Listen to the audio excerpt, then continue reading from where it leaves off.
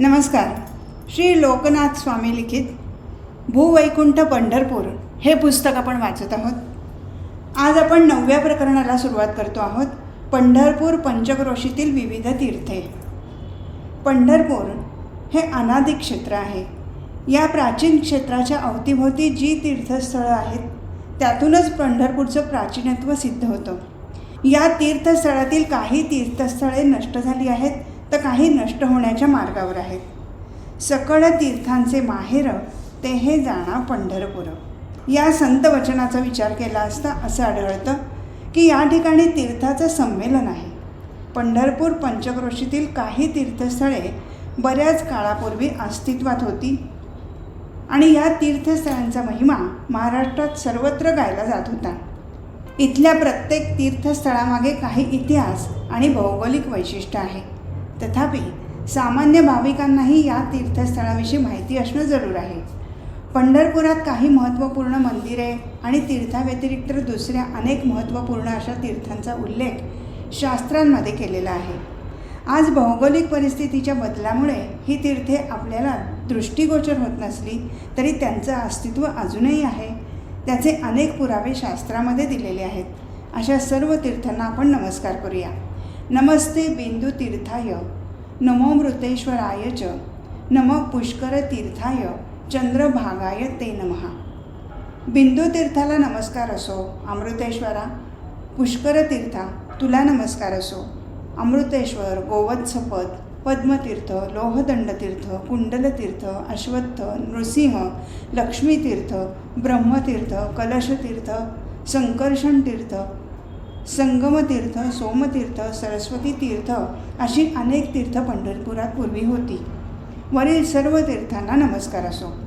या तीर्थासंबंधीची माहिती ही संशोधन संकलातून असून ती स्कंद पुराणांतर्गत पांडुरंग महात्म्य अध्याय 4 आहे. हे हस्तलिखित आम्हाला पुणे येथील अतिशय अधिकृत अशा भारतीय इतिहास संशोधन मंडळातून प्राप्त झालं आहे. तसेच श्री दलित पतिराज विरचित नृसिंहप्रसाद या ग्रंथाच्या तीर्थसारहा या खंडातही स्कंद पुराणांतर्गत श्री पुंडलिक क्षेत्र महात्म्याचा काही भाग संकलित केला गेला आहे. आंध्र प्रदेशातील अधिकृत मानल्या गेलेल्या श्री तेनाली रामकृष्ण कवी विरचित श्री पांडुरंग महात्म्यम द्वितीय आश्वास या पोथीतील काही भाग इथे संकलित केला गेला आहे. या तीर्थांची यादी पुढीलप्रमाणे: 1. पद्मतीर्थ, 2. कुंडलतीर्थ, 3. जाबाली तीर्थ, 4. संकर्षण तीर्थ, 5. ब्रह्मतीर्थ, 6. कलशतीर्थ, 7. पितृतीर्थ, 8. चक्रतीर्थ, 9. लक्ष्मीतीर्थ, 10. संगमतीर्थ, 11. सूर्यतीर्थ, 12. सोमतीर्थ, 13. सरस्वती तीर्थ. आता पद्मतीर्थ. पद्मतीर्थ नावाचं तीर्थ श्री विठ्ठल मंदिराच्या 100 धनुष्याच्या अंतरावर आहे असं वर्णन स्कंद पुराणांतर्गत पांडुरंग महात्म्यात सांगितलं गेलं आहे. इथे पिंपळाच्या रूपाने सर्व देवदेवतांना वंदनीय असे नरनारायण राहतात. विनीत व्यक्तींना ते तीर्थ इच्छित फळ देणारे असून इथं केलं गेलेलं स्नान तर्पण अत्यंत पवित्र मानलं जातं. हे तीर्थ सर्व पापांचा नाश करणारं आहे. सद्य परिस्थितीत हे तीर्थस्थळ मंदिराच्या पश्चिमेला सुमारे 1 किलोमीटर अंतरावर आहे. या ठिकाणी पद्मावती देवीचं मंदिर आहे. भगवान शंकरासह आलेली पार्वती याच ठिकाणी थांबली असे सांगतात. मंदिराभोवती पूर्वी तळं होतं. तळ्याभोवती भक्कम दगडी भिंत आणि घाट आहे. नवरात्रात इथे मोठा उत्सव होतो. हे मंदिर सावरकर पथावर आहे. 2. कुंडलतीर्थ. श्री विठ्ठलाच्या ईशान्य दिशेला 100 हाताच्या अंतरावर कुंडल तीर्थ आहे. हे देवतांनाही फार श्रेष्ठ वाटतं. तो पृथ्वीवर याची उपमा नाही असं म्हटलं जातं. या तीर्थाला हे नाव पडण्याचं कारण की इथे भूमावंत नावाची शिला आहे. या शिलेवर भगवंतांनी दैत्याशी युद्ध करते समयी आपल्या कानातील कुंडल ठेवली म्हणून याला कुंडलतीर्थ असं म्हणतात. या ठिकाणी नृसिंह भगवान पिंपळाच्या रूपाने राहतात. या ठिकाणी एक वेळ जरी स्नान करून पितरांना तर्पण केलं तसंच नृसिंहाची मंत्र म्हणून पूजा केली असता अश्वमेघ यज्ञाचं फळ मिळतं. तसंच सर्व क्लेश आणि भयापासून मुक्तता होते. सद्य परिस्थितीत श्री विठ्ठल मंदिराच्या उत्तर बाजूला हरिदास वेशीजवळ हे तीर्थस्थळ आहे. सध्या कुंडल तीर्थाची जागा बुजवली गेली असून नृसिंहाच्या नावाने एक पिंपळ आहे. शेजारी महादेवाचं मंदिर आहे. जाबाली तीर्थ. संकर्षण तीर्थाच्या उत्पत्तीच्या आधीच्या काळापासून हे पापनाशक तीर्थ असून ते ब्रह्मदेवाकडून पूजनीय आणि वंदनीय आहे. 50 धनुष्य प्रमाण एवढं हे तीर्थ मोठं असून त्याच्या पाण्यात जो मनुष्य स्नान करेल त्याच्या आध्यात्मिक इच्छा लगेच पूर्ण होतील असं या तीर्थांना वरदान प्राप्त आहे. पाप्यांनासुद्धा हे तीर्थ सुख देणारं असून जाबालीने इथे तपश्चर्या करून सिद्धी प्राप्त केली होती असा त्याचा महिमा आहे. संकर्षण तीर्थ. गाणपत्य तीर्थाच्या पूर्वेकडे संकर्षण तीर्थ आहे. या तीर्थाला हे नाव पडण्याचं कारण की कुरुक्षेत्राचं युद्ध सुरू असताना श्री बलराम जेव्हा तीर्थयात्रेला निघाले तेव्हा या ठिकाणी आले होते आणि थकवा घालवण्यासाठी त्यांनी इथे स्नान केलं होतं. प्रत्यक्ष स्वरूप पांडुरंगाला पाहून त्यांनी पुढील वर मागितला तो असा की स्नान केल्याने मुक्ती देणारं हे तीर्थ माझ्या नावाने ओळखलं जावं. असंच होईल असं सांगून विठ्ठल तिथेच अंतर्धान पावले. तेव्हापासून इथे स्नान आचमन इत्यादी केल्याने मनुष्याला सद्गती लाभते. संकर्षण हे बलरामाचं दुसरं नाव आहे. अश्विन नवमीला इथे यात्रा करावी असं सांगितलं जातं. ब्रह्मतीर्थ. जाबाली तीर्थानंतर ब्रह्मतीर्थ नावाचं तीर्थ आहे. हे 100 भुजा परिमाण व्यासाचं होतं आणि गोलाकार असून दैदिप्यमान होतं. या तीर्थाच्या स्थानी ब्रह्माजी सरस्वती समवेत यदुकुळाला आनंद देणाऱ्या नंदनवन श्रीकृष्णाच्या सेवेमध्ये एकाग्रतेने मग्न राहून सेवा करत वास करतात. इथे ब्रह्मदेवाने 30 अश्वमेघ यज्ञ केले म्हणूनही या तीर्थाला ब्रह्मतीर्थ असं नाव पडलं असं सांगितलं जातं. या ठिकाणी पांडुरंगाची षोडशोपचार पूजा करावी तसंच पिंडदानही करावं असं सांगतात. इथे स्नान केलं असता अश्वमेघ यज्ञाचं फळ प्राप्त होतं. फाल्गुन महिन्यातील या तीर्थाची यात्रा मोठी प्रशंसनीय आहे. इथे तुंगा, कांती, सुनावती, भृंगा आणि भीमरती अशा 5 नद्यांचा संगम आहे. श्री विठ्ठल मंदिरापासून सुमारे 8 किलोमीटर अंतरावर उत्तरेच्या बाजूला नदीच्या पात्राजवळ हे तीर्थस्थान आहे. कलशतीर्थ. कलशतीर्थ हे ब्रह्मतीर्थाच्या दक्षिणेला आहे. या तीर्थाच्या ठिकाणी अमृता महादेवीचा आवास आहे. ब्रह्मतीर्थ आणि कलशतीर्थ हे दोन्हीही उद्धार करणारे आहेत. ब्रह्मदेवाने यज्ञसिद्धीसाठी इथे कलशाची स्थापना केली म्हणून या तीर्थाला कलशतीर्थ म्हणतात असंही सांगण्यात येतं. इथे स्नान केलं असता या अत्यंत पवित्र स्नानाने आध्यात्मिक फळ प्राप्त होतं. या तीर्थाच्या ठाई स्नान करून अत्यंत भक्तिभावाने श्री विठ्ठलाची पूजा अर्चना करावी असं सांगण्यात आलं आहे. चक्रतीर्थ. पितृतीर्थाच्या दक्षिण दिशेला चक्रतीर्थ आहे. याची लांबी रुंदी 9 हात आहे. या ठिकाणी चक्रांकित शिला आजही दृष्टीला पडते. इथे श्री विष्णूचं ध्यान करावं असं सांगण्यात येतं. हे तीर्थ 9 हात इतकं प्रमाण असलेलं आहे. पाप्यांना दुर्लभ अशा या तीर्थात मौन पाळून एकवेळच्या स्नानानेही मोठं फळ प्राप्त होतं याबाबत प्रश्नच नाही असं म्हटलं गेलं आहे. लक्ष्मी तीर्थ. हे तीर्थ लखुबाई मंदिराच्या समोर आहे. इथे पूर्वी लक्ष्मीने येऊन मोठी तपश्चर्या केली. हे तीर्थ अत्यंत पुण्यकारक आहे. इथे स्नान करून लक्ष्मी देवीची पूजा करावी. हे स्थळ श्री विष्णूला अतिशय प्रिय आहे. सर्व पापांचं निवारण करणाऱ्या लक्ष्मी तीर्थाच्या दक्षिण दिशेला कौमोदकी विष्णूची गदा, पद्म, शंख आणि चक्र नामक विष्णूच्या आयुधांची नावं असलेली तीर्थ आहेत. आता ही तीर्थे आपण पाहू शकत नाही. ही 4ही तीर्थ लक्ष्मी तीर्थासह शक्तिपंचक नावाने प्रसिद्ध आहेत. यांची लांबी रुंदी 60 हाताची असून ते अत्यंत परमपवित्र आणि पापाचं निर्मूलन करणारं स्थळ आहे. सूर्यतीर्थ. हे तीर्थ पुष्पावती नदीच्या संगमाच्या पुढे आहे. हे तीर्थ फार श्रेष्ठ आहे आणि इथे सूर्याने तपश्चर्या केली होती. श्री सूर्यनारायणाच्या प्रसन्नतेसाठी इथे अनुष्ठान केलं असता श्री सूर्यनारायण लवकर कृपाप्रसाद देतात. या ठिकाणी स्नान केलं असता सूर्यलोकाची प्राप्ती होते असं सांगण्यात आलं आहे. सोमतीर्थ. हे तीर्थ गोपाळपुराच्या पलीकडे आहे. असं सांगण्यात येतं की पूर्वी चंद्राला सूर्यतीर्थाचे ठाई जाऊन तू सूर्याची आराधना कर अशी बृहस्पतीची आज्ञा झाल्यानंतर चंद्र या ठिकाणी अनुष्ठान करण्याकरता आला म्हणून या स्थळाला सोमतीर्थ असं म्हणतात. हे तीर्थ महापुण्यकारक आणि पापी लोकांना अत्यंत दुर्लभ असं आहे.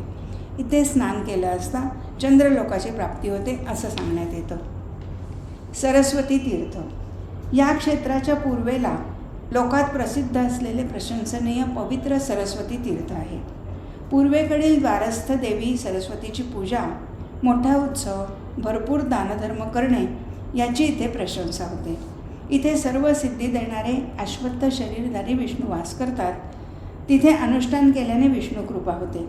या क्षेत्राचं महात्म्य नित्य भक्तीने पठण श्रवण केल्याने श्री विष्णूच्या कृपाप्रसादाने आध्यात्मिक इच्छा पूर्ण होतात अशी श्रद्धा आहे.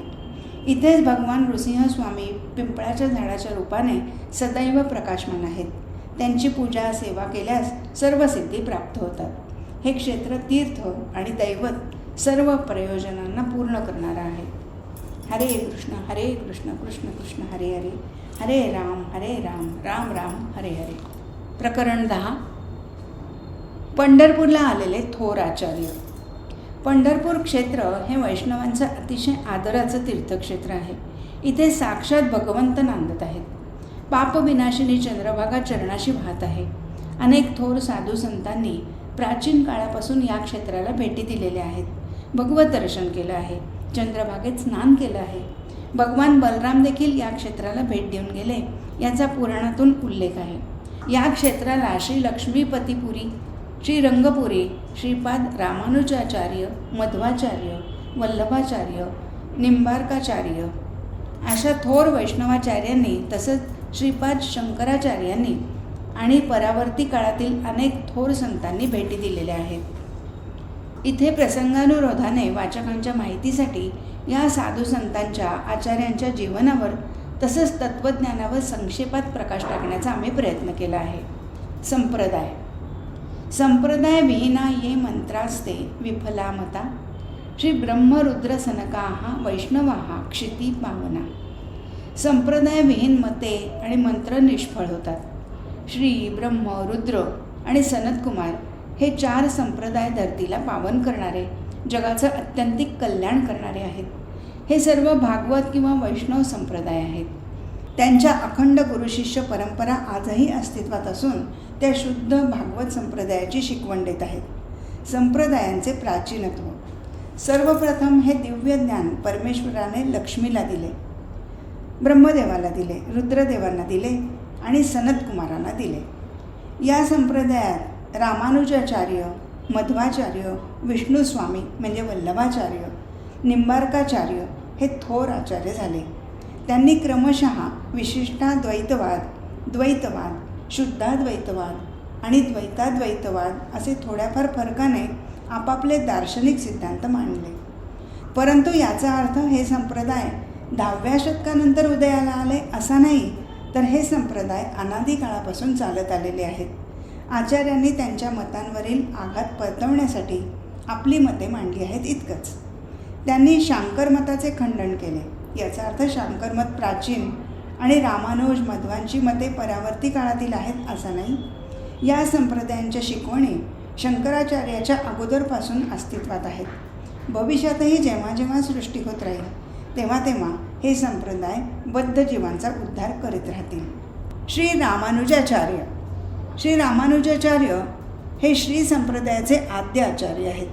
श्री संप्रदाय हा 4 प्रमुख वैष्णव संप्रदायांपैकी एक आहे. श्री रामानुजाचार्यांचा जन्म तामिळनाडू येथील श्री पेरंबुद्दूर इथे एका ब्राह्मण कुटुंबात इसवी सन 8 मे 1017 साली झाला.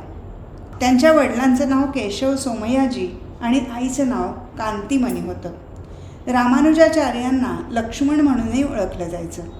श्री रामानुजाचार्य हे श्री बलदेवाचे अंश अवतार आहेत असं सांगितलं जातं. लहानपणी ते कांचीपूर्ण नावाच्या अत्यंत बुद्धिमान आणि धार्मिक व्यक्तीच्या सहवासात आले.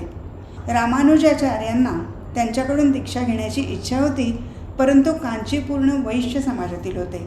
त्यानंतर कांचीपुरम इथल्या यादव प्रकाशाच्या गुरुकुलात त्यांनी प्रवेश घेतला, परंतु वैचारिक आणि सैद्धांतिक मतभेदामुळे यादव प्रकाशांचे गुरुत्व त्यांनी नाकारलं. यादव प्रकाशाने रामानुजांना मारण्याचा कट आखला. श्री वरदराज देवांच्या कृपेनं रामानुजाचार्य जंगलातून पळून कांचीपुरमला पोहोचू शकले. पण नंतरच्या काळात हेच यादव प्रकाश श्री रामानुजाचार्यांचे शिष्य बनले. त्यानंतर रामानुजाचार्यांचा कांचीपुरणाशी घनिष्ठ संबंध स्थापन झाला. त्यांची दीक्षा यमुनाचार्याचे शिष्य महापूर्ण आचार्यांकडून श्री संप्रदायात झाली.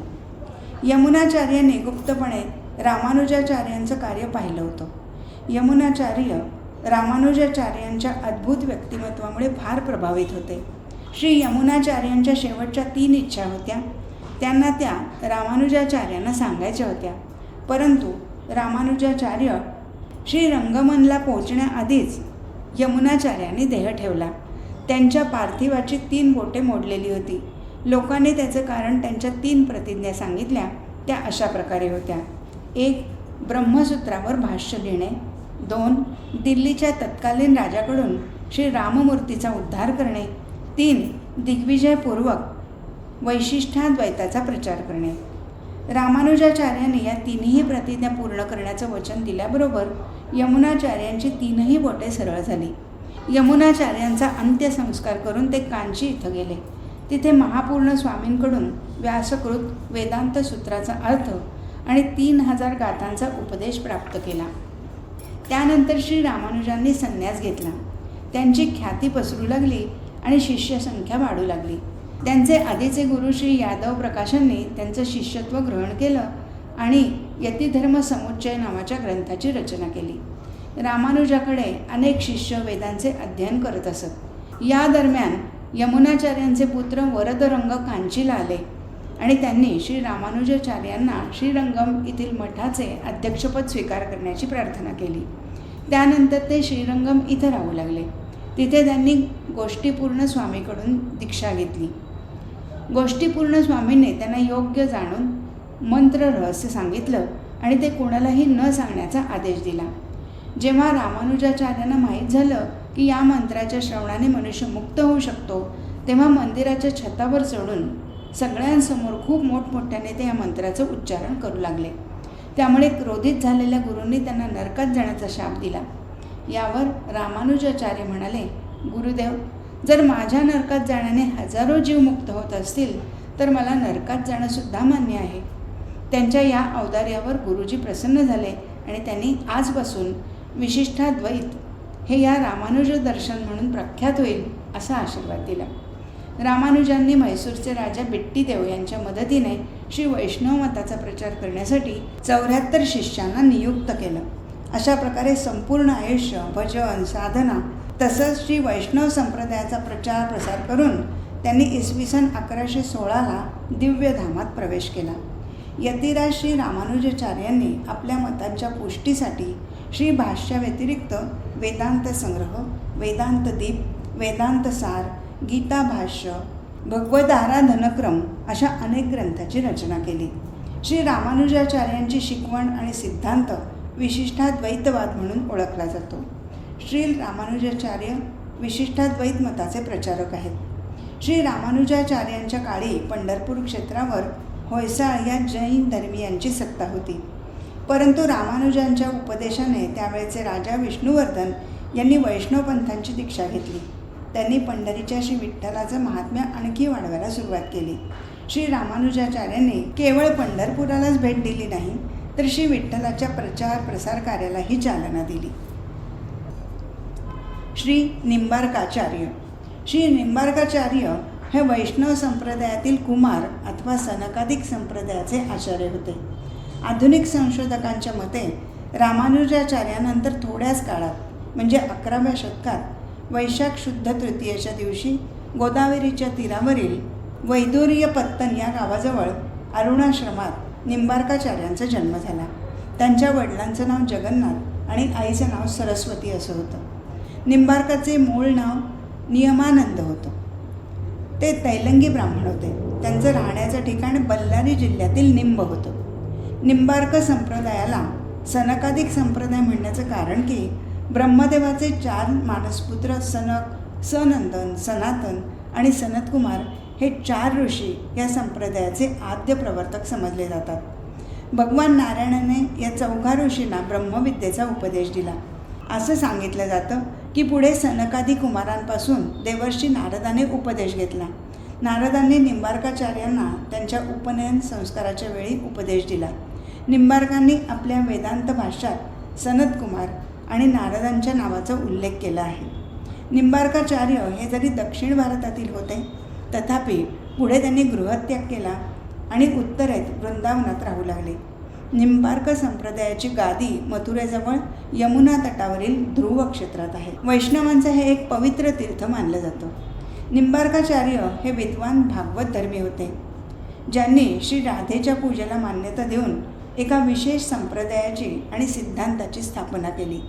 त्यांच्या अनुसार श्री राधा श्रीकृष्णाच्या शाश्वत पत्नी आहेत. निंबार्कांनी श्रीकृष्ण हे परमपुरुषोत्तम भगवान असून त्यांच्यापासून श्री राधा, गोप आणि गोपी यांचं प्राकट्य आहे आणि हेच त्यांच्या समवेत गोकुळाला लीला करतात हे तत्त्वज्ञान सांगितलं. अशा प्रकारे निंबार्कांनी संपूर्ण ध्यान श्री राधा आणि कृष्णावर केंद्रित केलं. निंबार्काचार्यांचे 2 ग्रंथ आणि काही स्तोत्र उपलब्ध आहेत. ब्रह्मसूत्रावरील भाष्य वेदांत पारिजात कौस्तुभ हा त्यांचा एक ग्रंथ आहे आणि वेदांत कामधेनू आणि सिद्धांत रत्न आणि दशश्लोकी या नावाचा त्यांचा दुसरा ग्रंथ आहे. निंबार्क मताचे अनुयायी हे निंबार्क वैष्णव म्हणून ओळखले जातात. त्यांच्यात गृहस्थ आणि वानप्रस्थ असे दोन्ही प्रकारचे अनुयायी असतात. निंबार्काचार्यांनी आपल्या तत्त्वज्ञानाचा आणि भक्तिमार्गाचा प्रचार मुख्यतः उत्तर आणि पश्चिम भारतात केला.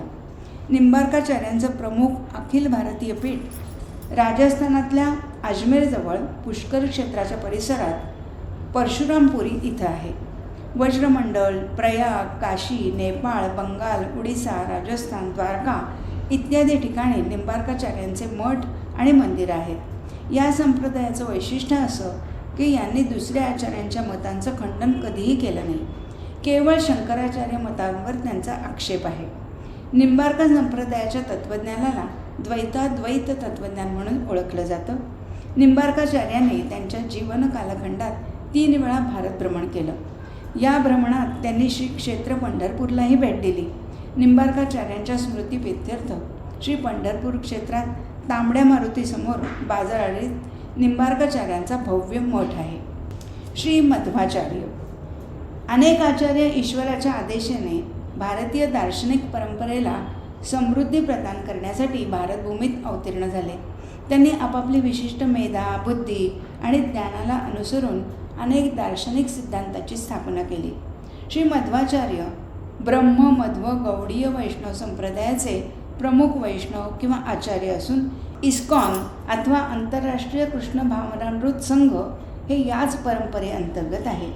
श्रीपाद मध्वाचार्यांनी द्वैत सिद्धांत प्रतिपादन करून पूर्ण परिष्कृत स्वरूपाने त्याचा उदय केला आणि संपूर्ण दार्शनिक जगाला द्वैत सिद्धांत देऊन प्रकाशमान केलं.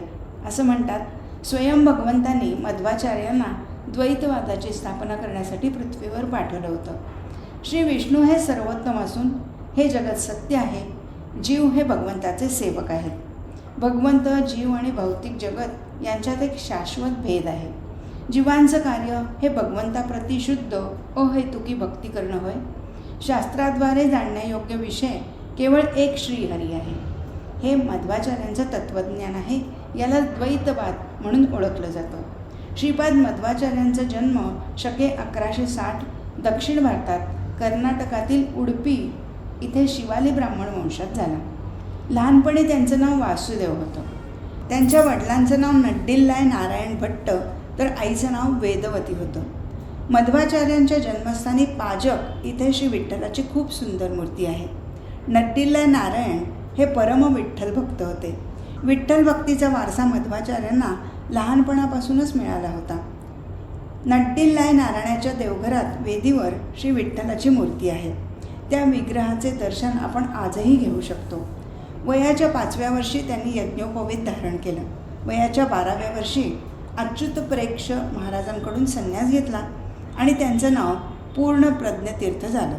त्यानंतर मध्वाचार्य बद्रिकाश्रमाला गेले. तिथे त्यांची व्यासदेवांची भेट झाली. त्यांना इथेच व्यासदेवांकडून भगवद्गीतेचं ज्ञान प्राप्त झालं. संपूर्ण जनजीवनाला शाश्वत आनंद प्रदान करण्याच्या योग्यतेने ते आनंद तीर्थमुनी या नावाने प्रसिद्ध झाले. त्यांचं कार्यक्षेत्र मुख्यतः दक्षिण भारतातच आहे. आजही त्यांचं प्रधान केंद्र हे दक्षिण भारतच आहे. उडुपी या ठिकाणी त्यांचं महत्त्वपूर्ण 8 मठ आहेत. मध्वाचार्यांचे प्रमुख 8 शिष्य होते. त्यांनी मध्वाचार्याकडून संन्यास दीक्षा घेतली. ते 8 मठांचे आचार्य झाले. 8 पैकी शिशूर मठ, पुत्तीजे मठ, पेजावर मठ या 3 मठांमध्ये श्री विठ्ठलाच्या मूर्ती आहेत. आजही माध्व संप्रदायाच्या परंपरेनुसार या मूर्तींची सेवा केली जाते. सन 1261मध्ये मध्वाचार्यांनी श्री विठ्ठलाच्या मूर्ती घडवल्या आणि त्या मूर्ती शिष्यांकरता सेवेसाठी त्या वेगवेगळ्या 3 मठात पाठवल्या. मध्वाचार्याने 3 वेळा बद्रिकाश्रम यात्रा केली. क्रमाने त्यांनी संपूर्ण उत्तर भारताची यात्रा केली. त्यांनी अनेक अद्वैती विद्वानांना त्यांच्या सिद्धांतात असणाऱ्या त्रुटी दाखवून दिल्या. तसंच त्यांना सिद्धांत कसा दिशाभूल करणारा आहे हे दाखवून दिलं. प्रथमतः बद्रिकाश्रमातून आनंद मठाला परत जात असताना त्याने भगवद्गीतेवर आपलं संपूर्ण भाष्य लिहिलं. ब्रह्म स्वतंत्र तत्व आहे, जीव जगत अस्वतंत्र तत्व आहे. दोघांमध्ये नित्य भेद आहे. ब्रह्म आणि जीव जगत यांच्यात पंचभेदाचा स्वीकार केला आहे.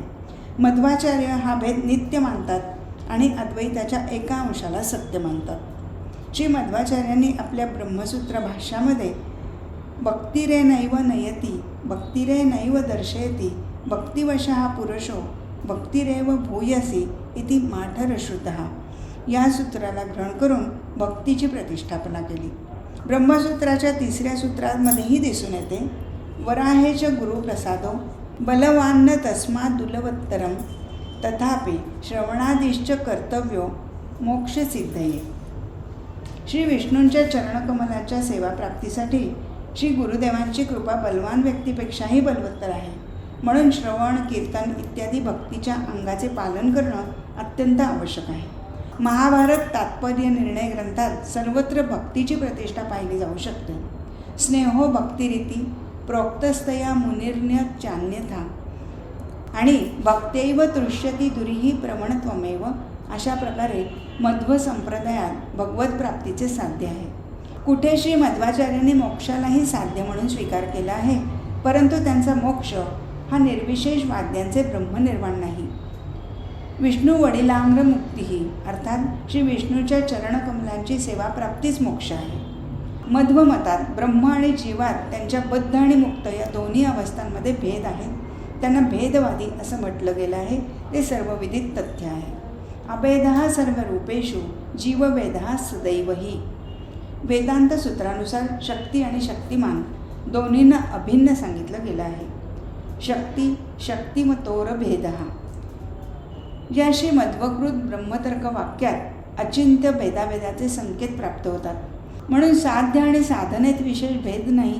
साध्य आणि साधनेत जो काही थोडाफार भेद प्रतीत होतो तो परस्परातील वैशिष्ट्य आहे.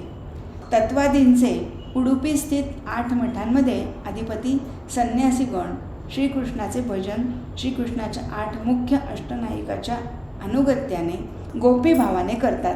श्री गौडीय वैष्णव संप्रदायात श्री रूप, श्री सनातन, श्री रघुनाथ, श्री कृष्णदास, कविराज गोस्वामी आदींनी आपल्या ग्रंथातून गोपींचं अनुगत्य करून श्रीकृष्णाच्या सेवेला साध्य रूपाने निर्णित केलं आहे. असे मध्व संप्रदायाचं तत्त्वज्ञान असून श्री मध्वाचार्यांनी याचा प्रचार प्रसार केला. मध्वाचार्यांची भगवत भक्ती आणि त्यांचं पांडित्य भारतभर विख्यात आहे. एकदा उडुपीत असताना मध्वाचार्य समुद्र तटावर बसले होते. त्यावेळी द्वारकेला जाणारे मालवाहू जहाज संकटात होते. मध्वाचार्यांनी काही विशिष्ट संकेत दिला आणि नाविकाने ते जहाज तटावर नांगरलं. तेव्हा जहाजाच्या मालकाने त्यांना काही भेटवस्तू देण्याची इच्छा व्यक्त केली असता मध्वाचार्याने त्यांच्याकडे गोपीचंदन मागितलं. श्री गोपीचंदनाची शिळामध्ये तुटली आणि त्यातून भगवान श्रीकृष्णाचा श्रीविग्रह प्रगट झाला. 30 व्यक्तींनाही तो श्रीविग्रह उचलला नाही असं सांगतात. मध्वाचार्यांनी भगवत विग्रह स्वीकारला आणि त्याची सेवा केली. उडुपीमधल्या 8 मठांमध्ये मध्वाचार्यांनी निश्चित केलेल्या विधीप्रमाणे आजही श्रीकृष्णाची पूजा सेवा केली जाते. आज उडुपी कृष्ण म्हणून हे स्थान विख्यात आहे. मध्वाचार्य दुसऱ्या वेळी जेव्हा बद्रिकाश्रमात गेले तेव्हा ते प्रवासात पंढरपुरात आले होते. ते परम विठ्ठल भक्त होते. पंढरपुरात त्यांनी खूप काळ वास्तव्य केलं. पद्मनाभ तीर्थ आणि नरहरी तीर्थ हे मध्वाचार्यांचं विख्यात शिष्य होते. पद्मनाभ तीर्थांनी पंढरपुरात उत्तरादी मठांची स्थापना केली. हा मठ मध्व संप्रदायांचं एक केंद्र बनलं. श्रीपाद मध्वाचार्य बद्रिकाश्रमाच्या यात्रेवर निघाले असता पद्मनाभ तीर्थांनी त्यांना आपल्या मठात चरणकमल ठेवण्याची आणि मठाला पवित्र करण्याची विनंती केली. मध्वाचार्य चातुर्मासाचे 4 महिने पंढरपुरातील मठात वास्तव्याला होते. त्यांनी तेव्हा नित्यनेमाने श्री विठ्ठलाचं दर्शन घेतलं आणि भागवत कथा केली. मध्वाचार्यांनी मध्वपंथ आणि श्री विठ्ठल आराधनेवर जोर दिला. भगवंताच्या साकार सगुण रूपाचे गोडवे गायले. श्री विठ्ठल पंढरपुरात साक्षात उभे आहेत आणि त्यांची आपण सेवा करायला हवी असा प्रचार प्रसार केला. हे जग म्हणजे परमेश्वराची लीला आहे, ती अमान्य करून आपण त्यांचा अपमान करता कामा नये. त्यांनी हा सिद्धांत जनमानसावर बिंबवण्याचा प्रयत्न केला की हे जग म्हणजे स्वप्न नाही, माया नाही. परमेश्वर म्हणजे काही जादूगर नाही. परमेश्वर एक सत्य आहे. हे जग परमेश्वराची सत्यसृष्टी आहे. हे जग परमेश्वराला जाणण्याची पाठशाळा असून तो भगवंत आणि आपण त्याचे सेवक आहोत. हा प्राचीनतम मठ आजही पंढरपुरातील मध्व संप्रदायाचं एक केंद्र असून भगवत भक्तांचं श्रद्धास्थान आहे. हा उत्तरादी मठ दत्तघाटावर असून इथे परंपरेने पूजा अर्चा केली जाते. या ठिकाणी मध्व संप्रदायातल्या मुख्य 3 आचार्यांच्या समाध्या आहेत. यामध्ये 350 वर्षापूर्वी मठाधिपती असलेले वेदनिधी तीर्थ, तसंच सत्य ध्याननिधी आणि 400 वर्षापूर्वी होऊन गेलेले रघुत्तम तीर्थ यांच्या समाध्या आहेत. इथलं वातावरण अत्यंत पवित्र असं आहे. या मठाला वरखेडकरांचं मठ असंही म्हणतात. तसंच नदीपलीकडे असलेल्या श्री श्री राधा पंढरीनाथ मंदिराच्या म्हणजे हरे कृष्ण मंदिराच्या उत्तर भागात मध्वाचार्यांच्या या मठाची एक शाखा आहे. मध्वाचार्यांचे शिष्य नरसिंहाचार्य हे पंढरपूरला आले होते आणि श्री विठ्ठलाची आराधना करीत आपल्या शिष्यांसह प्रवचन कीर्तन करीत ते काही दिवस पंढरपुरात थांबले होते. याच दरम्यान पंढरपुरात एक अत्यंत अभिमानी अद्वैती ब्राह्मण नरसा पंडिताने नरसिंहाचार्यांना शास्त्रार्थासाठी आमंत्रित केलं होतं. परंतु पराभवाच्या भयाने अभिमानी ब्राह्मण नरसा पंडिताने अगोदरच विजापूरला पलायन केलं अशी कथा आहे. मध्वाचार्यानंतर सन 1618 ते 1631 या काळात मठाधिपती असणारे विद्यानिधी तीर्थ यांनीही पंढरपूर क्षेत्राला भेट दिली होती. मठाचा त्यांनी जीर्णोद्धार केला होता अशी नोंद आहे. पादराज ब्राह्मण तीर्थ आणि व्यासराज हेही मध्व संप्रदायाचे प्रमुख आचार्य असून त्यांनीही पंढरपूरची यात्रा केली. चंद्रभागा स्नान करतेवेळी त्यांना श्री विठ्ठलाची मूर्ती सापडली अशी कथा आहे. आपून या गावामध्ये आजही ती मूर्ती पाहायला मिळते. मध्वाचार्यांनी आपल्या जीवनकाळात 40 ग्रंथ लिहिले. वयाच्या 80व्या वर्षी ऐतरेय उपनिषद टीका लिहिली. त्यानंतर त्यांनी उत्तरेकडे बद्रिकाश्रमाला प्रयाण केलं. अशा या अत्यंत तेजस्वी, मेधावी आणि सिंहगुरू वैष्णवाचार्य असलेल्या मध्वाचार्यांनी या पवित्र क्षेत्राला भेट दिली आहे. ती परंपरा अजूनही चालू आहे. अनेक संत महात्मे पंढरपुरात येऊन श्री विठ्ठलाचं दर्शन घेत आहेत आणि घेत राहतील. आज इथेच थांबू. हरिओम.